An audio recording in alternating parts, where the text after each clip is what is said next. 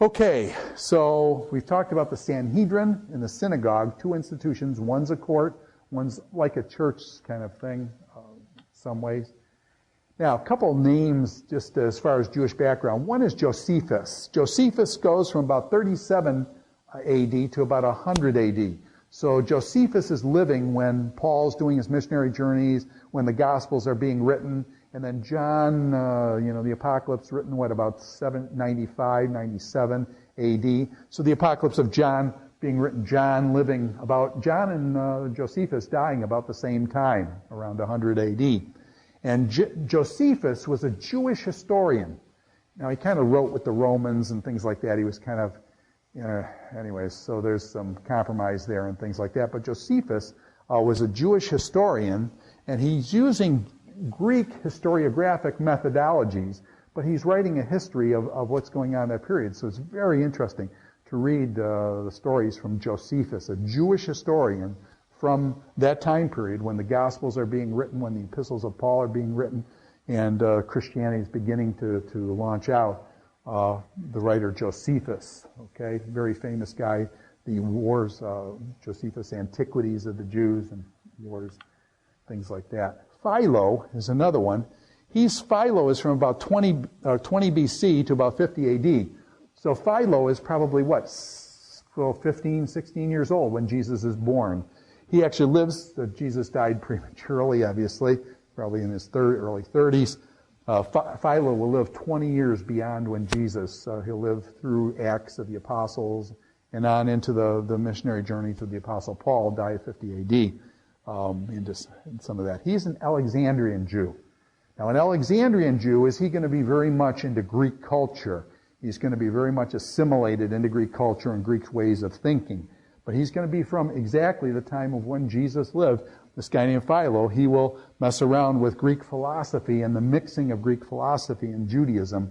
And so Philo will be a writer. Philo and Josephus, two major writers, Jewish writers from the first century. And it's good just to be aware of these people, a little bit, and who they were. Wrote quite a bit of literature and things. Now, later Judaism, after Christianity broke away from Judaism, because it was originally Christianity was thought to be a sect of Judaism, like you had the Pharisees and Sadducees, and you had the Nazarenes. Okay, these guys were Christians; they were actually part of Judaism, and they kind of were under the umbrella of Judaism within the Roman Empire. And eventually, Christianity will pull out from underneath that Jewish umbrella, and when they do that, then the Christians get into big trouble, and there's more trouble with the Roman Empire. The LXX and the Septuagint was viewed by later Judaism as a second golden calf, largely because the Christians started using the Septuagint. And so because the Christians started using it to prove the Messiah was Jesus, then the Jews said, oh, we don't want the Septuagint.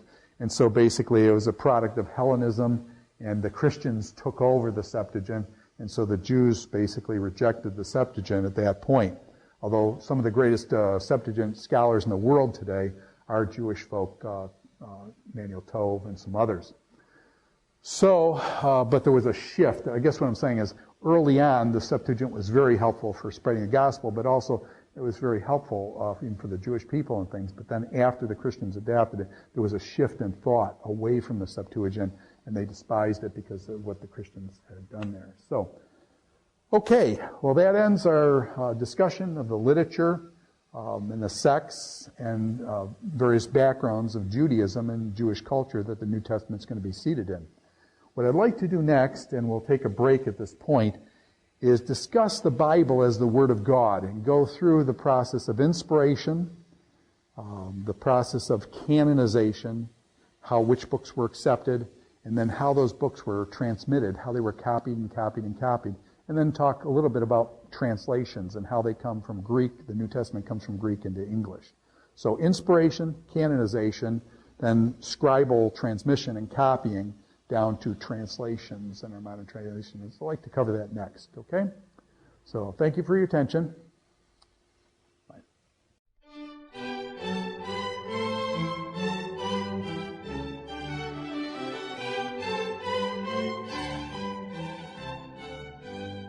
This is Dr. Ted Hildebrandt in his New Testament History, Literature, and Theology, lecture number 3, on the Jewish sects like the Pharisees, Sadducees, Essenes, Zealots, and Samaritans, as well as the Jewish literature, the Mishnah, the Talmud, and the Tosefta.